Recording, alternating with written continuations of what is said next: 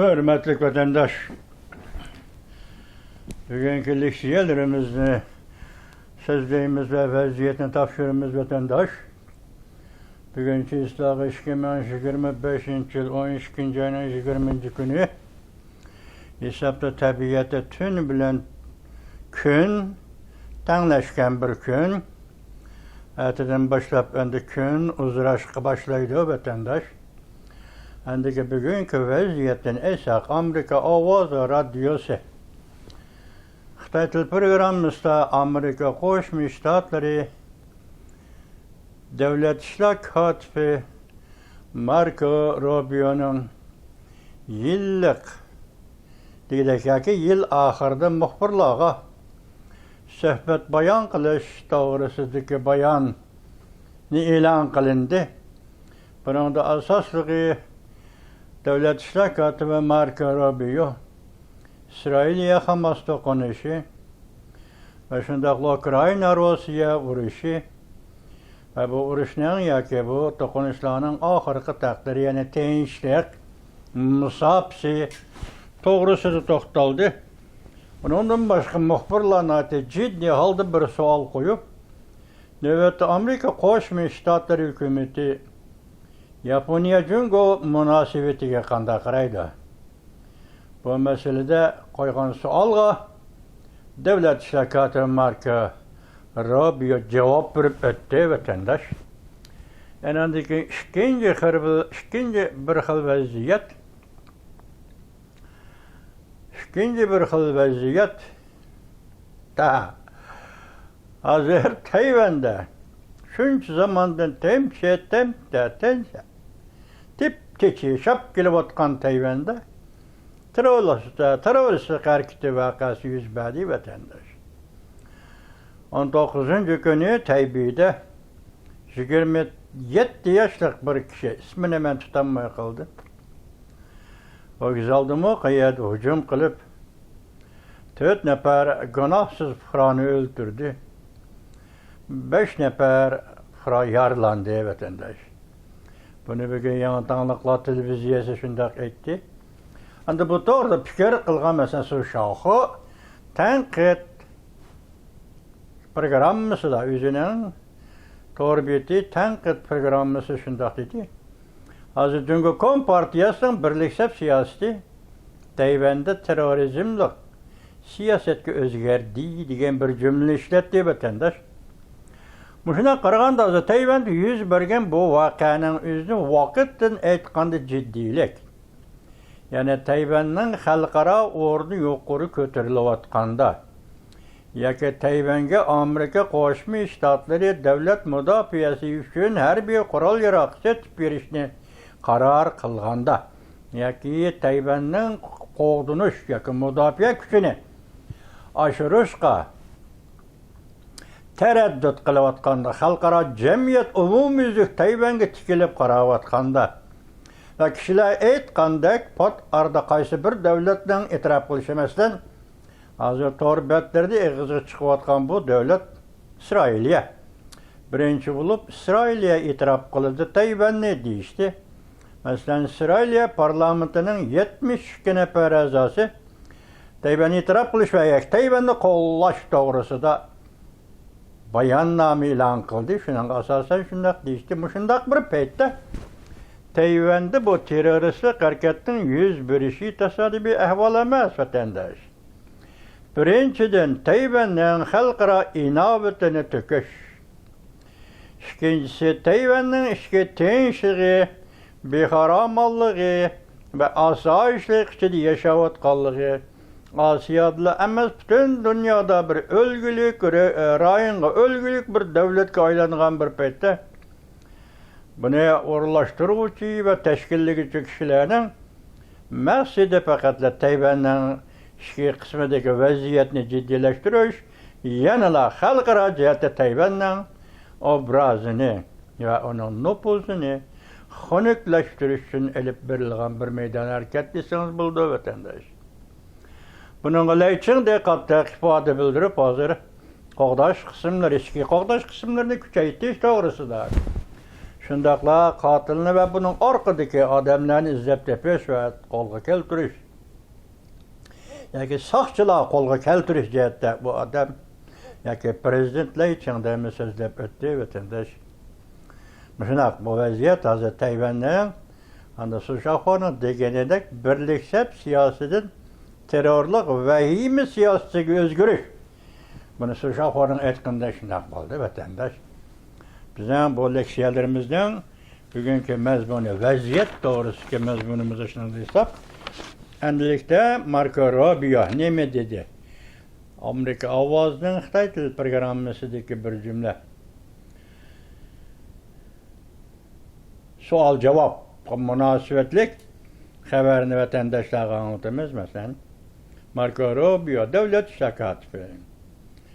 Biz Amerika Yaponiya bilan bo'lgan mustahkam ittifoqimizni saqlab qolishga, shundaqla Jungo Kompartiyasi va uning hukumati bilan unumlik hamkorlikni qo'lga keltirishga ishonchimiz bor, deb ko'rsatdi. Mavzuli xabar 12 oyning 20 kuni Amerika ovozining Xitoy til programmasi e'lon qilindi. Xabar bunday boshlandi.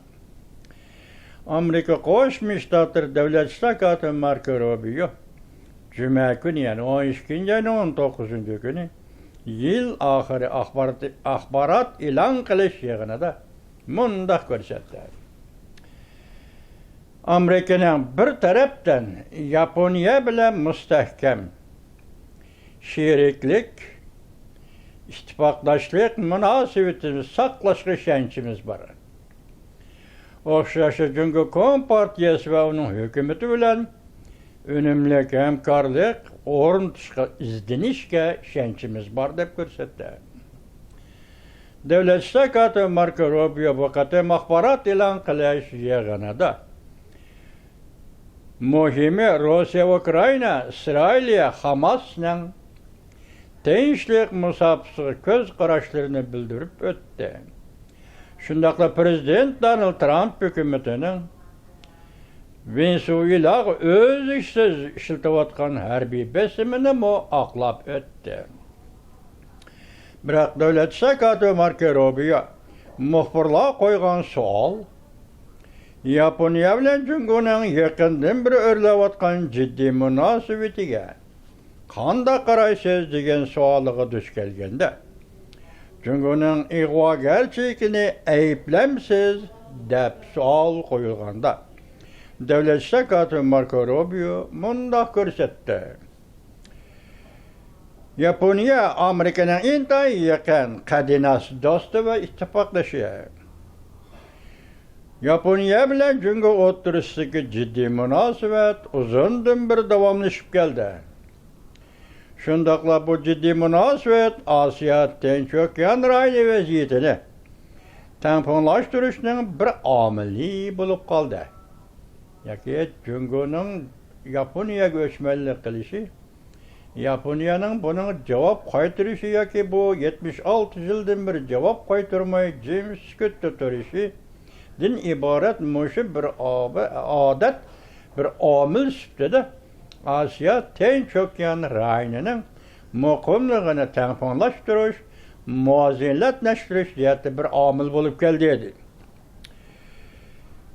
Yaponiya Amerikaning intaha deb bo'ldik, munosabat tinch vaziyatini tamponlashtirishdan bir omil bo'lib keldi. Amerika bundoq tamponlikni izlab tepishga ham yana ishonch komil.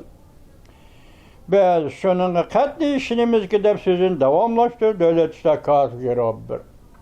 Davlat ishlar kotibi Marco Rubio. Biz Yaponiya bilan davomli intayin kuchlik muhim sheriklik munosabatimizni va ittifoqdoshlik munosabatimizni saqlaymiz va bir xil usul bilan buni cho'qim o'rinlaymiz.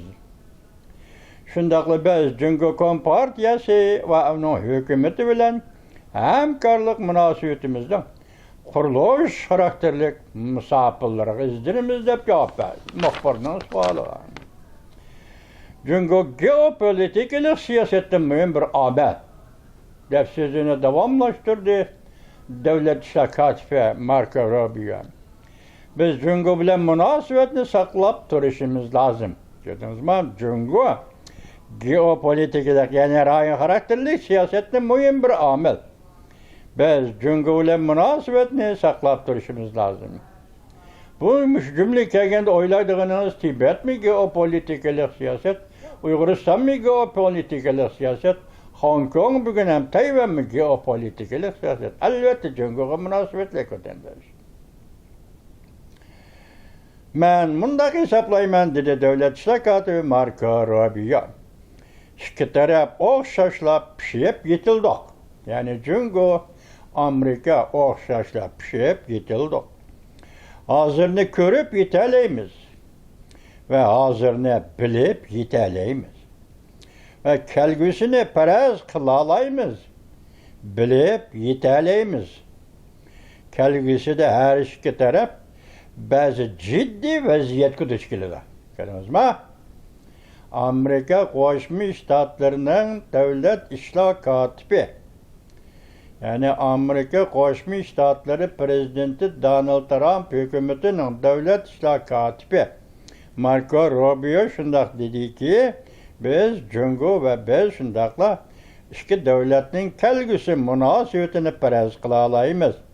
Bilib yetalaymiz. Kelgüsüde her iki taraf bazı ciddi vaziyetki duch keladi.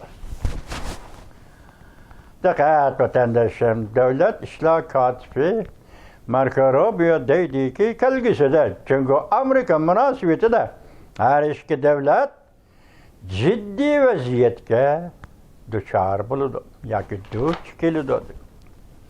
Bilebilen şunu vatandaş.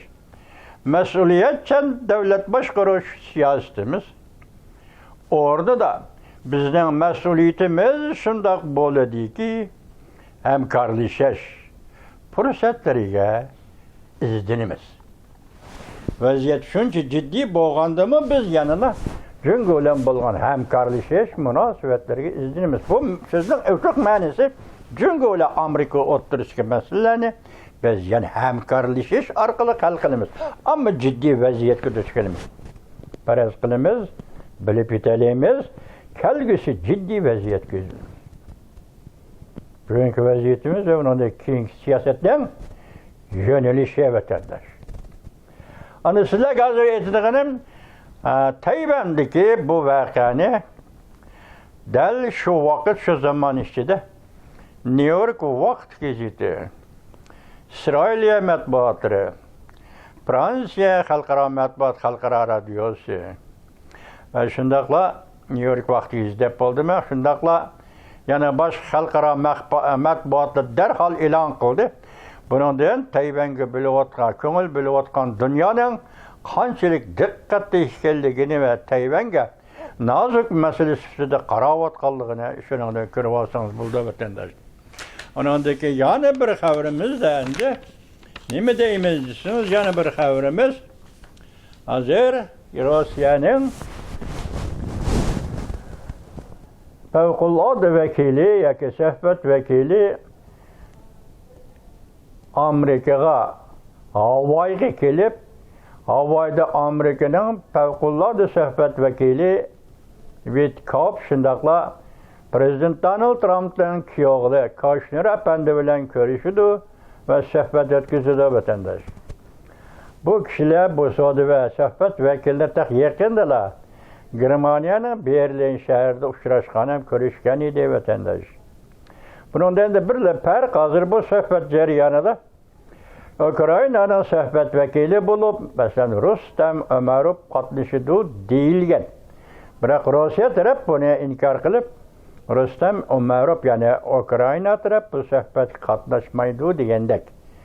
Ashunaq masalani o'tirib qo'ydi. Endi prezident Donald Trumpning hozirgacha bir yil ichidagi izchil siyosati Rossiya Ukraina urushini oxirlashtirish, tinchlik kelishimi imzolash va tinchlik kelishimi imzolash orqali tinchlikni ishga tushirish.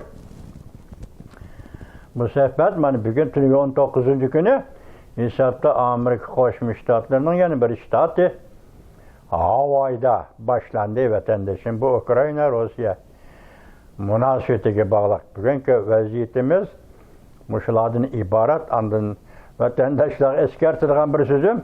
Ben yakında Japonya'nın veziri Sani Tekeçi hanım Kazakstan'da. Kazakistan prezidenti Tokayev bilen görüştü degan edim. Ben İngilizceden ağandım. Hazır gepte Kazakistan'da görüştüm o yoki Japonya Tokyo'da mı? Qarasam Japonya'da Tokyo'da Özbekistan'ın prezidenti Mirziyoyev ziyaretga kelibdi. Onun içinde Tokayev'in bağımı, Kırgızistan Sadirov'un bağımı prezident. Bunu bilemedik. Bu görüşüş zaten nede? Almatı'dayız, Bedimo ve yoki Tokyo'da. Qarasınız o görüşüş meydanı Tokyo'nun meydanı emas, Almatı'nın meydanı oxşaydı vatandaş. Almatı'nın meydanındaki burada askeri karvol, hürmet karvolları o Tokyo'nun emas. Qaraganda süretlik haber o hürmet karvolları Kazakistan'ın hürmet karvolları. Ben şundaq desem, tünügün bir vatandaşım deydi bu Tokyo'da görüşüş deydi. Şuna agar bu hata almış qalgan bolsa vatandaşlarning tüzütüp görüşünü, tüzütüp anlışını ümit qilamiz hürmetlik vatandaşlar. Hani o vaziyet, hazırki vaziyet benim müşahede. Endilikte bundan keyingi taraqqiyotlarga başta aytgandek, Marco Rubio aytgandek, Cungo Amerika münasebeti kelgisi de bir ciddi vaziyetga duch keladi degandek vatandaşım. Muşu boyunca biz anda 4-5 kunda yangi yılga kiramiz 2026 yılga. 2026 yılının vaziyeti belki şu 13. ayda belgilenген Amerika Qo'shma Shtatlar tashqi siyosatining xarakteriga bog'liq bo'lishi kerak. Biz aralaqda aytdik, 3 parça qonun ve bir parça komünizmni yo'qotish, sotsializmni yo'qotish to'g'risidagi hujjat. Bu 4 parça qonun ve hujjat siyosiy xarakterli hujjatlar o'ttirib chiqib bo'ldi Amerika Qo'shma Shtatlarida. Biz muşular asasida kelgisi bir yılga kirib kelmez vatandaşlar.